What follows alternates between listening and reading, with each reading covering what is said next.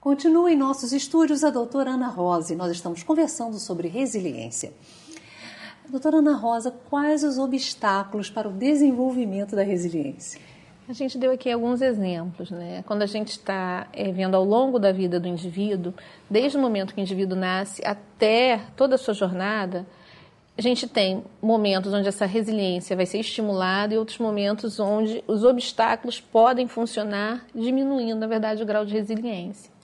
Quanto menor, né, é o indivíduo, quanto mais jovem, então o bebê, a criança, mais as pessoas que cuidam dele, que estão próximas, são importantes. Então, uma família, se você tem um ambiente de violência, um ambiente de abandono, se você não tem quem se apoiar, tudo isso vai prejudicando desde a infância. O indivíduo acaba desenvolvendo uma baixa autoestima. Então, ao longo da vida, essa pessoa, ao chegar à idade adulta, ela já chega mais fragilizada. E aí, momentos onde a pessoa vai ter que gerenciar situações mais complexas, vai ter que ser mais independente, ela acaba absorvendo aquilo como um estresse extra. Ao invés de crescer, que os obstáculos são feitos para que nós possamos avançar, crescer, ela se retrai e se fragiliza mais. São problemas de saúde mental que surgem. Não significa que o indivíduo que sofre, que passa por um problema desse, ele vai ser menos resiliente. Mas significa que ele tem uma sobrecarga extra. Então, ele precisa fazer um esforço para fazer frente àquilo e conseguir ultrapassar ele em frente.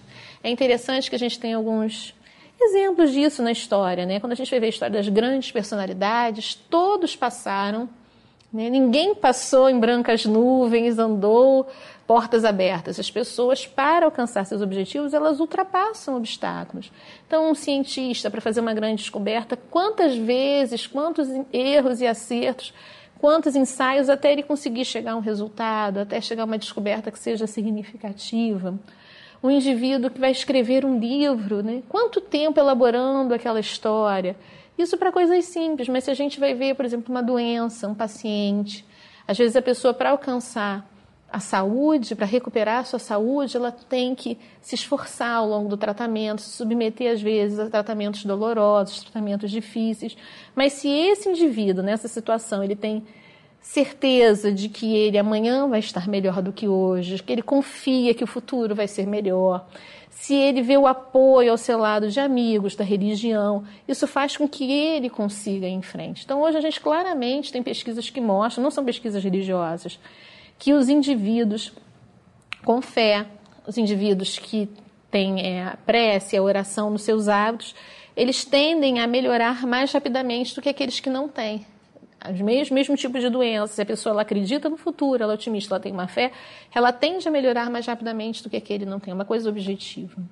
A gente vê alguns autores, a gente estava conversando sobre Viktor Frankl, que foi um médico austríaco, que na época da invasão dos nazistas, ele chefiava, ele era responsável por um manicômio feminino.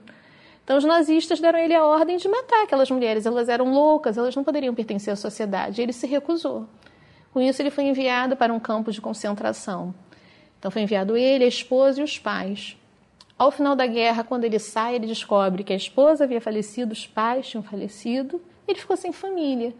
E aí ele passa todos aqueles anos durante o campo de concentração sofrendo tudo aquilo, fome, frio, a tortura psicológica, a tortura física, olhando os doentes ao seu lado. Então pessoas que guardavam um pão para dividir com quem estava pior naquela situação. Enquanto isso, carcereiros, que eram pessoas que se compraziam em fazer o outro sofrer. Ele, como psiquiatra, ele vai analisando. E quando ele termina, sai daquilo tudo, a guerra acaba, que ele vai buscar a família, a esposa dele era jovem, fez aniversário no dia seguinte, que eles são enviados para um campo de concentração. Então ele descreve tudo aquilo e ele descobre que minha família toda morreu. E agora? E ao invés de pegar aquela adversidade que qualquer um de nós compreenderíamos, se a pessoa se abatesse, se uma depressão, ele escreve um livro, em poucas semanas, o livro se chama Em Busca de Sentido, e cria uma nova linha de terapia. Então a terapia é para levar os indivíduos a verem sentido na sua vida, buscar o sentido. Ele fala da presença de Deus, você ter a fé.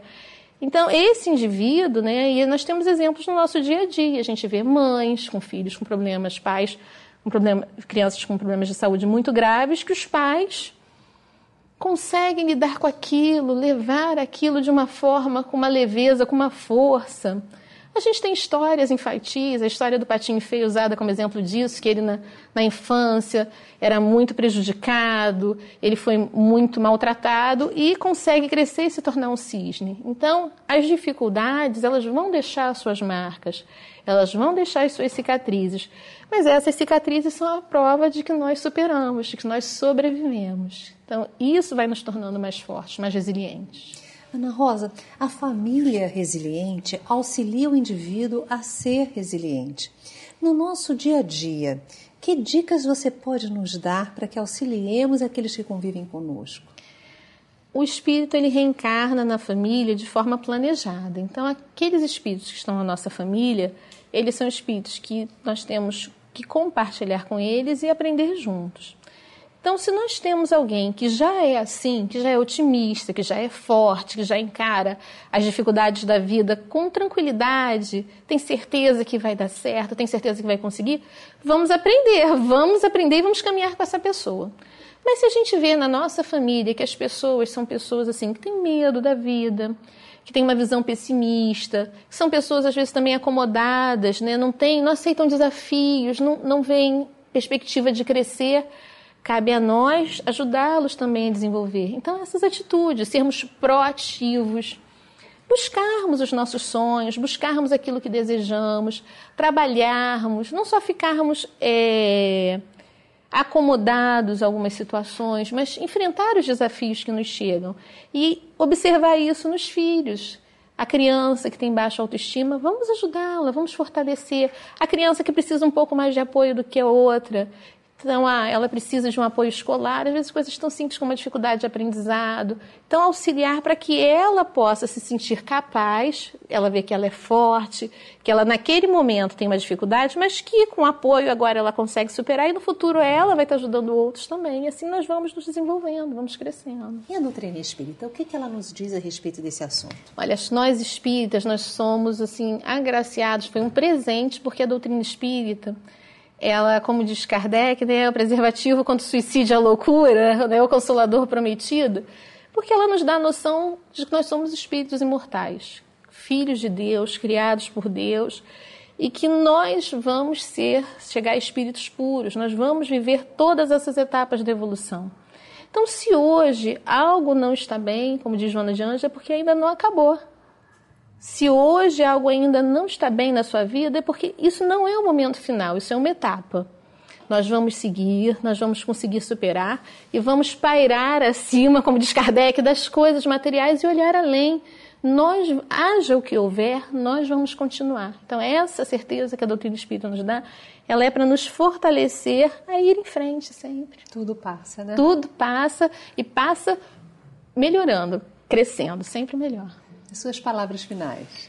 Eu acho que nós devemos parar e olhar a nossa vida sempre com o olhar de espíritos imortais. Às vezes nós acreditamos no espiritismo, nos dizemos espíritas, mas nós vivemos como materialistas. Na hora de um problema, de uma adversidade, nós nos desesperamos, nos descontrolamos.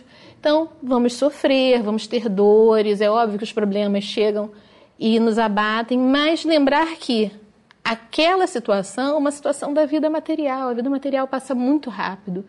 Que nós temos recursos interiores que nós ainda nem conhecemos. Nós temos recursos do ponto de vista espiritual que nós sequer imaginamos.